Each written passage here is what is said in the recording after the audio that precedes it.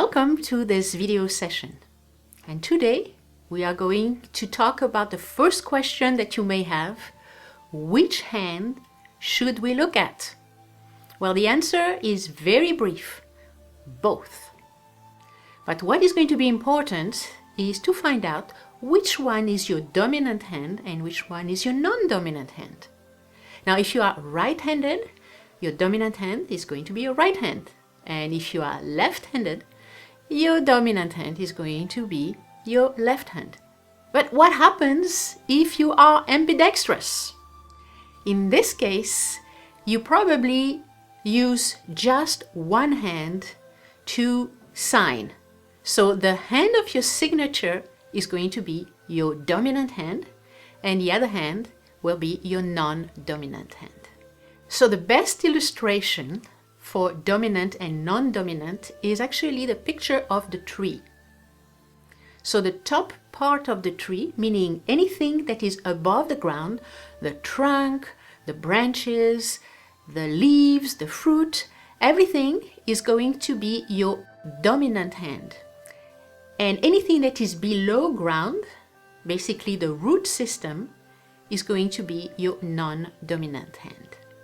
So now we are going to look at non-dominant and dominant, what it means on the hand. So the non-dominant hand represents the subconscious mind, and the dominant hand, the conscious mind. The non-dominant hand represents our family background or our genetic code, and our dominant hand is our own resolutions to improve. The non-dominant hand is what we are like deep down, our raw emotions. And our dominant hand is what we show the world, our choices. Non-dominant would be where we come from, and the dominant would be where we are going to. And according to the Vedic system, which is like Indian system, the non-dominant hand represents our last 3 incarnations, and our dominant hand is our present life. So how does this apply to the hands? Basically, the dominant hand should be better than the non-dominant hand, because the dominant hand is the one we are going towards. So what does better mean? We are going to look at the major lines. So the 3 major lines, which are the lifeline that represents the body, the headline that represents the mind, and the heartline that represents the emotions. We want those lines to be better. What I mean by better, the ideal line should be long, even, uninterrupted, and curved. So the line should be as close to this ideal as possible. The lines are like rivers. So we are going to try to avoid lines that have disruption of the flow, like breaks, islands, double lines, overlapping lines, or thinning lines. So we always look at the hand that has better major lines. Now you're probably wondering, okay, show me. Well, I am going to show you. So let's start with the first example, which is Amy. Now, if we look at Amy's hands, they look very similar.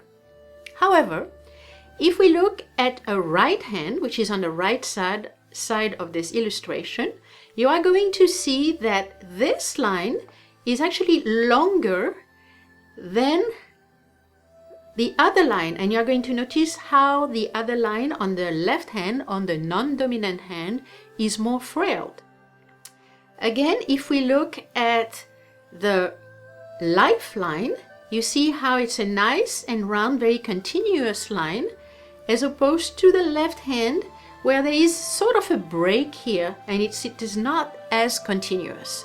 So hopefully, and this is the case of Amy, the right hand is the dominant hand, and the lines are better in the right hand.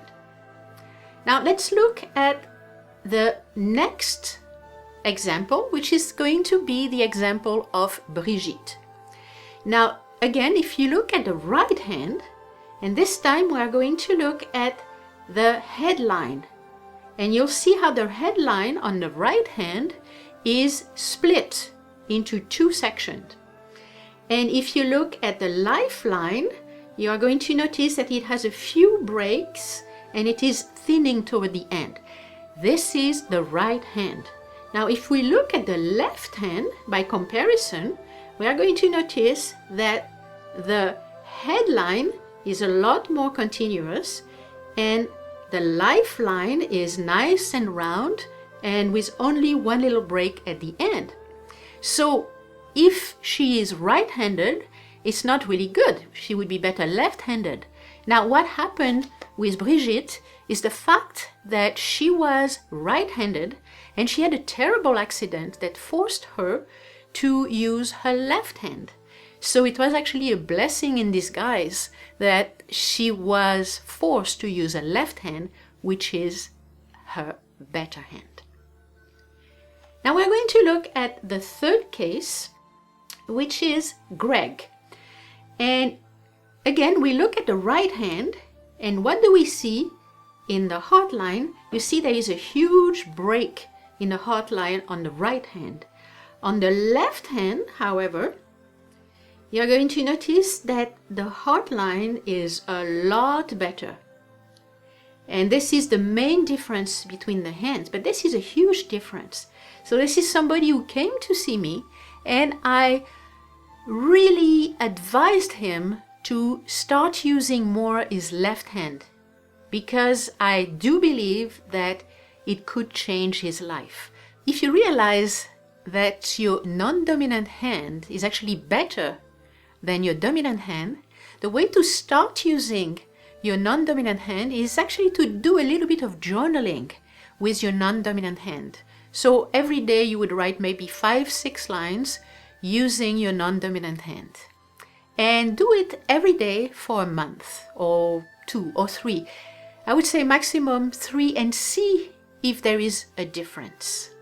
And I am almost sure that there will be a difference. This concludes this video on which hand to use.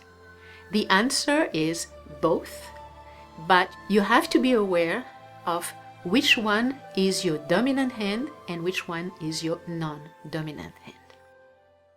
See you in the next video.